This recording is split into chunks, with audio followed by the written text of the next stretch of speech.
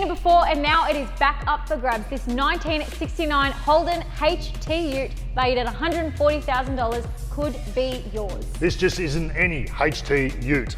Under the bonnet is a 350 Chev with twin Garrett turbos. This thing makes serious power and does it easily.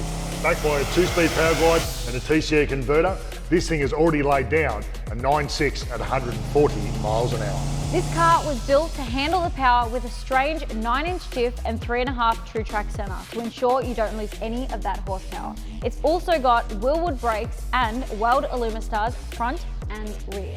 So as you can see, the car speaks for itself, but here's the important part. This draw is capped at 2,500 entrants and it only runs for 8 short days.